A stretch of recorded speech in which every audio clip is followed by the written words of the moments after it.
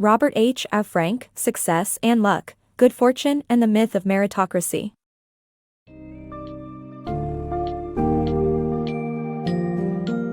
Success and Luck, Good Fortune and the Myth of Meritocracy by Robert H.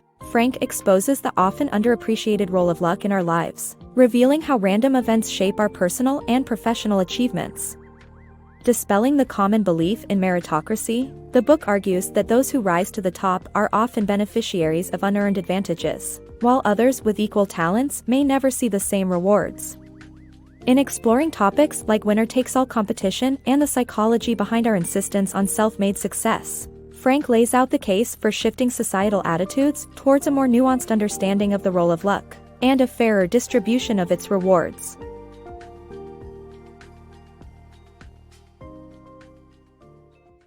The role of luck in economic success. In his book, RobertHFrank recounts a personal experience that highlights the role of luck in our lives. He argues that luck plays a more significant role in economic success than we like to admit. While hard work and talent are undoubtedly essential, luck also shapes our outcomes. A person's circumstances at birth, such as their wealth and location, significantly impact their trajectory in life. While meritocracy suggests that those who rise to the top deserve it and those at the bottom don't, the reality is that chance plays a considerable part. For every successful person, there are many others who are equally talented and ambitious but never achieve the same level of success. If we recognize the importance of luck in economic success, we can work towards a more equitable society that benefits everyone. Luck and chance in career success. The notion that career success can be dependent on a series of fortunate events is explored in this passage. Many successful people attribute their positions to talent and hard work, but luck and other outside factors have more impact than we may realize. Through anecdotes of well-known figures like Bill Gates and Robert Frank, this passage sheds light on the phenomenon of hindsight bias and how it can affect our perception of success. The author emphasizes the importance of recognizing that chance does play a role in career success, and we should not dismiss it as mere coincidence. A little luck goes a long way. In a winner-takes-all economy, a slight edge can determine success and ultimately lead to unbeatable advantages and huge profits for a few outstanding companies.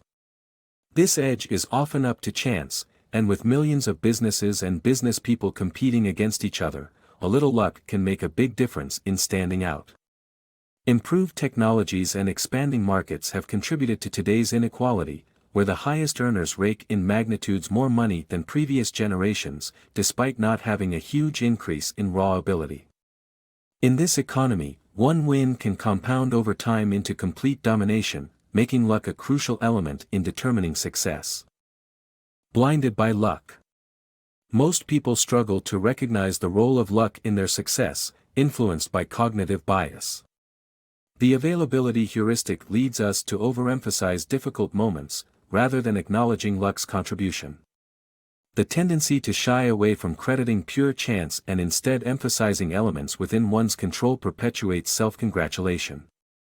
Skewed perception distorts reality and makes us less sympathetic to those struggling with a bad hand in life. Spreading the rewards of good fortune.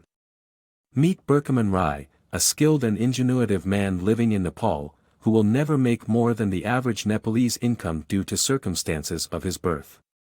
In contrast, being born in a wealthy nation like the United States significantly increases one's chances of achieving economic prosperity. However, the U.S. has failed to invest in public goods such as infrastructure, education, and healthcare, which decreases the likelihood of success for many Americans. This disinvestment is driven by bad economic policies, such as the Bush-era tax cuts, that reduce federal revenue and hinder public goods funding.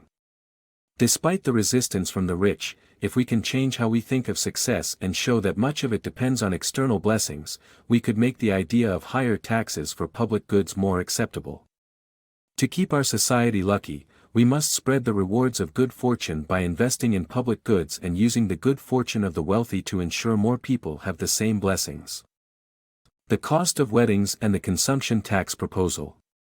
The article challenges the notion that expensive weddings equate to lasting happiness and proposes a consumption tax to moderate spending on personal consumption and fund collective goods like healthcare and education. Weddings have become one of the most expensive celebrations in our society. However, the actual cost doesn't matter as long as it's in line with what others are spending, as the excess cash could be invested in ways that produce lasting value. In economics, what we spend money on has trade-offs. Unfortunately, our spending habits are tilted toward personal consumption rather than collective goods. The article proposes a progressive consumption tax to moderate spending on personal consumption and fund collective goods like infrastructure, healthcare, and education. Under this scheme, people would be taxed based on their spending on goods after saving and investing.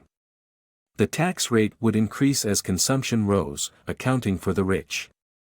In theory, this policy would reduce wasteful spending, raise tax revenue, and have little impact on overall quality of life. The article challenges the notion that expensive weddings equate to lasting happiness and proposes a consumption tax to moderate spending on personal consumption and fund collective goods like healthcare and education. Collaboration and humility. The success of an individual is often attributed to their personal accomplishments, but research shows that collaboration and humility are essential attributes to achieve great things. Scott Forstall's engineering expertise couldn't overcome his ambition and arrogance, leading to his firing.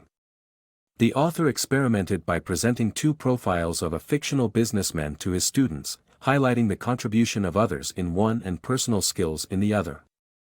The results showed that humility and acknowledging others' contributions are well-regarded attributes, making individuals likable and trustworthy. So, it's essential to remember that acknowledging small contributions and working with others can lead to significant achievements.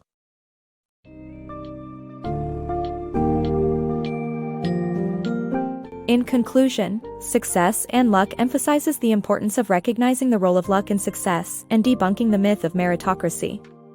Acknowledging the fact that chance not only affects individual lives, but also influences the broader economic landscape, RobertHFrank challenges us to embrace a more inclusive view of prosperity. By understanding how luck can compound into unbeatable advantages and combating the cognitive biases that blind us to it, we can work towards cultivating a more equitable society. By investing in public goods, implementing policies like progressive consumption tax, and fostering humility and collaboration, we can ultimately create more opportunities for all, not just those who happen to be the recipients of good fortune.